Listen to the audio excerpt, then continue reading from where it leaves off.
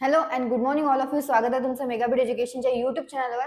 तर चला बघूया आजचे वोकॅब्युलरीचे वर्ड्स, त्यांचे मिनिंग्स, मराठीमध्ये मिनिंग, सिनोनिम्स, अँटोनिम्स. सोबतच बघूया आपण वन वर्ड सबस्टिट्यूशन, त्याचे सुद्धा मिनिंग बघूया. मिसस्पेल्ड वर्ड, ज्याच्यामध्ये 4 ऑप्शन्स दिलेले आहे. 4 ऑप्शन्स मधून आपल्याला करेक्ट स्पेलिंग कोणती आहे ते बघायची आहे, आणि idioms and phrases. So first word आहे आजचा आपला, तो आहे एक्सेंच्युअर. Okay, एक्सेंच्युएट, ACCENTUAT. काय आहे याचं प्रोनाउन्सिएशन? एक्सेंच्युएट. तर याचं मिनिंग आहे make more noticeable or prominent, to draw special attention to increase in degree, amount, size or value. म्हणजेच काय करणे, तर भर घालणे, किंवा आपण म्हणू शकतो की जोर देणे, जास्तीत जास्त उठाव देणे, त्याला म्हटलं जातं एक्सेंच्युएट. ओके, एक्सेंच्युएट म्हणजे काय होतं मग मराठीमध्ये? भर घालणे.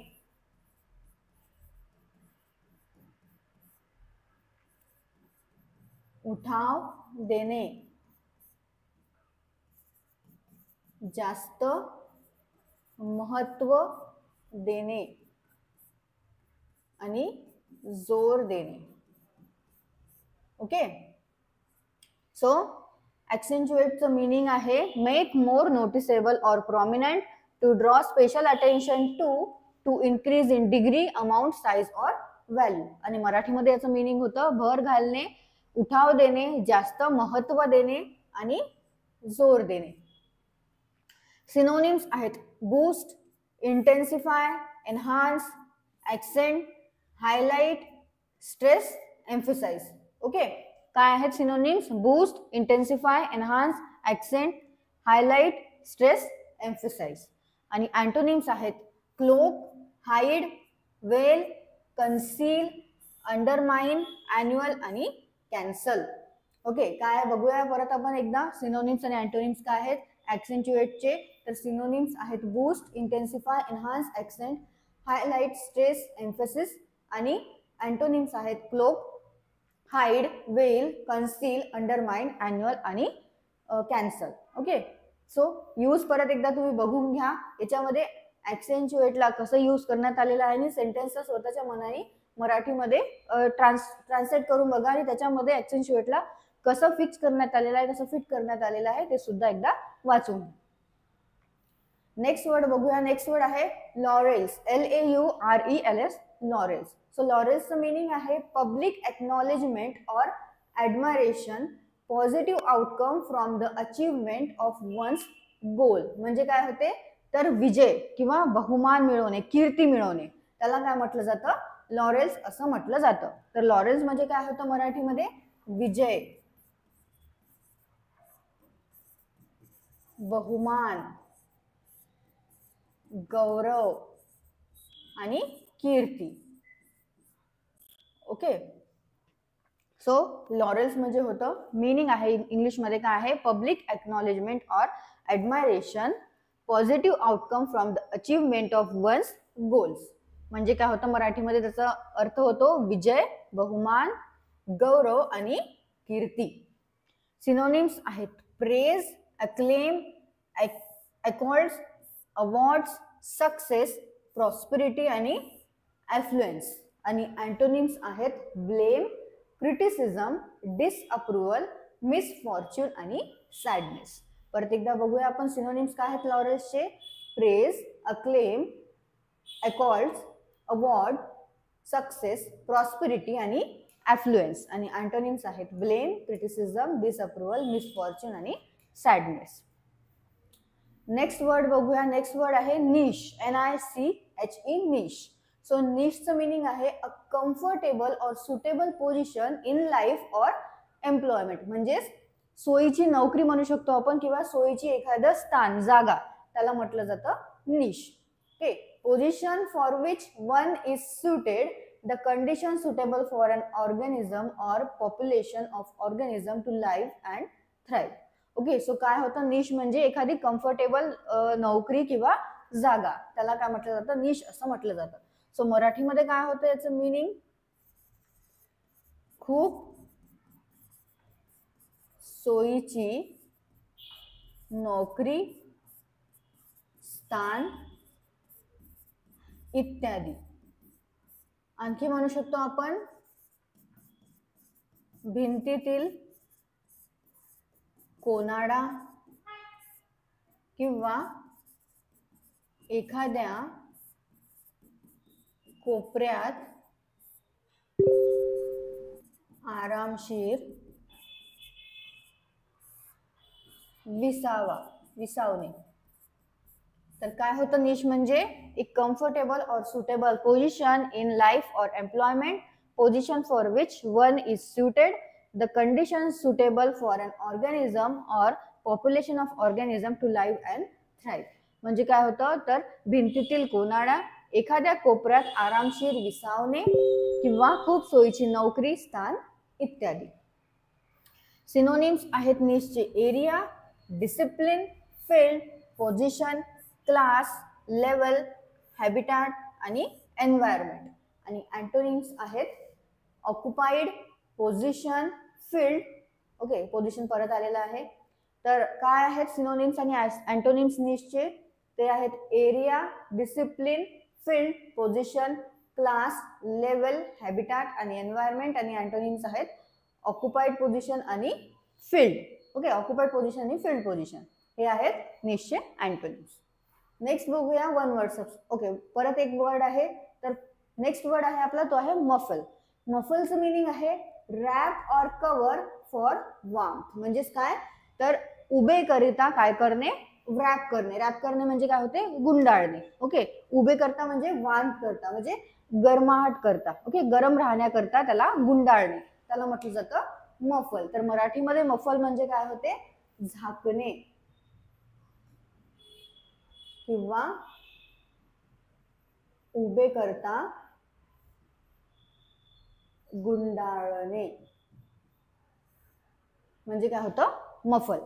सिनोनिम्स आहेत स्वॅथ, स्वॅडल, एनफोल्ड, एनवलप. आणि अँटोनिम्स आहेत अनकव्हर आणि ओपन.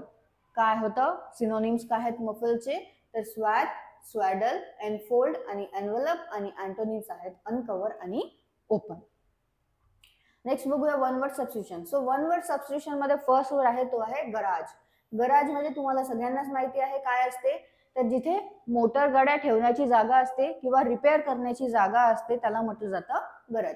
रिपेअर करण्याची म्हणजे दुरुस्त करण्याची, मोटर गाड्या असो त्या दुरुस्त करण्याची जी जागा असते त्या जागेला म्हटलं जातं गराज. सो गराज म्हणजे काय होतं मराठीमध्ये? पहिले तर आपण इंग्लिशमध्ये बघूया प्लेस फॉर हाऊसिंग कार्स. म्हणजेच काय तर मोटर गाड्या ठेवण्याची किंवा दुरुस्त करण्याची जागा त्याला म्हटलं जातं गराज. मोटार गाड्या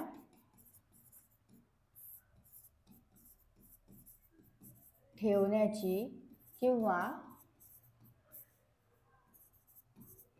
दुरुस्त करण्याची जागा म्हणजे काय होतं इंग्लिशमध्ये गराज असं म्हटलं जातं त्याला वन वर्ड मध्ये. नेक्स्ट आहे ट्रूप. ट्रूप म्हणजे काय आहे a number of artist, dancers और ॲक्रोबेट्स. म्हणजेच काय तर एक गट म्हणू शकतो आपण किंवा संच म्हणू शकतो, ताफा म्हणू शकतो. कशाचा?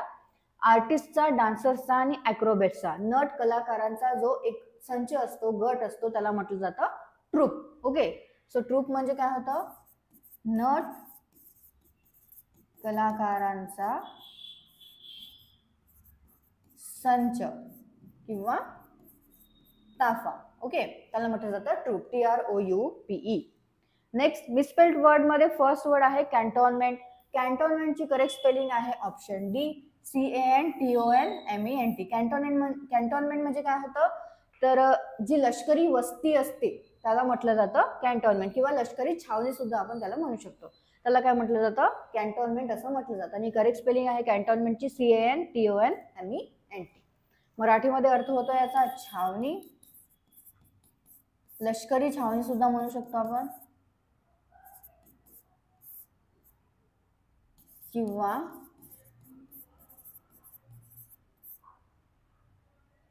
कटक लष्कराचा तळ किंवा लष्करी वस्ती. ओके, जिथे लष्करी लोक राहत असतात त्याला म्हटलं जातं कॅन्टोन्मेंट. नेक्स्ट आहे इपिस्कोपॅसी. इपिस्कोपॅसीचं करेक्ट स्पेलिंग आहे ऑप्शन डी EPISCOPACY. EPISCOPACY ही आहे स्पेलिंग इपिस्कोपॅसीची करेक्ट स्पेलिंग. आणि इपिस्कोपॅसी म्हणजे काय होते तर धर्मगुरूद्वारे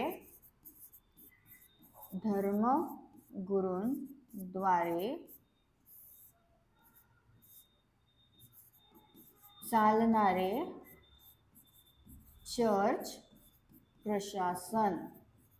ओके, सो काय आहे इपिस्कोपॅसी म्हणजे धर्मगुरूंद्वारे चालणारे चर्च प्रशासन जे असते त्याला म्हटलं जातं इपिस्कोपॅसी. आणि करेक्ट स्पेलिंग आहे इपिस्कोपॅसीची EPISCOPACY.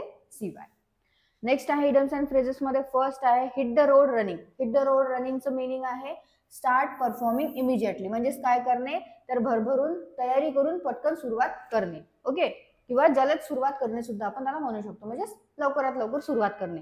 स्टार्ट परफॉर्मिंग इमिजिएटली म्हणजे होतं हिट द रोड रनिंग. तर मराठीमध्ये असं काय होतं मीनिंग भरभरून तयारी करून कामाला लागणे किंवा प्रभावी आणि जलद सुरुवात करणे. तर भरभरून तयारी करून कामाला लागणे किंवा प्रभावी आणि जलद सुरुवात करणे याचा अर्थ काय होतो, याला फ्रेज म्हणून काय कोणता फ्रेज म्हणून यूज करण्यात येते hit the road running. Next आहे फ्लाइंग स्टार्ट. फ्लाइंग स्टार्टचं मीनिंग आहे something that is immediately successful, जे काय होतं लवकरात लवकर ज्याला सक्सेस मिळतं. ओके, लवकरात लवकर जे यशस्वी होतं त्याला म्हटलं जातं फ्लाइंग स्टार्ट. म्हणजेच काय करणे धमाकेदार सुरुवात करणे. जसं फिल्म्स आहे, जसे आता कांतारा 2 आलेली आहे. ओके, तिने काय केलेली आहे धमाकेदार सुरुवात केलेली आहे, म्हणजेच काय झालेलं आहे तिला पटकन इमिजिएटली सक्सेस मिळालेला आहे. पटकन तिचे जे व्ह्यूज आहे ते फार लवकरात लवकर वाढले गेलेले आहे आणि तिने काय केलेलं आहे फ्लाइंग स्टार्ट केलेलं आहे. सो त्याला काय म्हटलं जातं something that is immediately successful, ती लवकरात लवकर सक्सेसफुल झालेली आहे ती फिल्म, त्याला म्हटलं जातं फ्लाइंग स्टार्ट, म्हणजेच धमाकेदार सुरुवात केलेली आहे त्या फिल्मने. काय होतं मग मीनिंग मराठीमध्ये धमाकेदार सुरुवात किंवा झपाट्याने केलेली सुरुवात आणि ज्याला लवकरात लवकर सक्सेस मिळालेला आहे त्याला म्हटलं जातं फ्लाइंग स्टार्ट. ओके, परत एकदा तुम्ही वाचून घ्या सगळे सिनोनिम्स अँटोनिम्स मराठीमधले मीनिंग आणि जे पण वर्ड्सचे आज युजेस दिलेले आहे ते युजेस सुद्धा सेंटेन्सेस तुम्ही वाचून घ्या परत एकदा आणि त्याच्यामध्ये कसं त्या वर्डला फिक्स करण्यात आलेला आहे फ्रेम करण्यात आलेला आहे ते सुद्धा परत एकदा तुम्ही वाचून घ्या आणि स्वतःच्या मनाने सुद्धा तुम्ही सेंटेन्सेस तयार करत चला. आणि तुम्हाला सेशन आवडलं असेल सेशनला लाईक करा, चॅनलला सबस्क्राईब करा, तुमच्या फ्रेंड्सला शेअर करा. All the best all of you and thank you.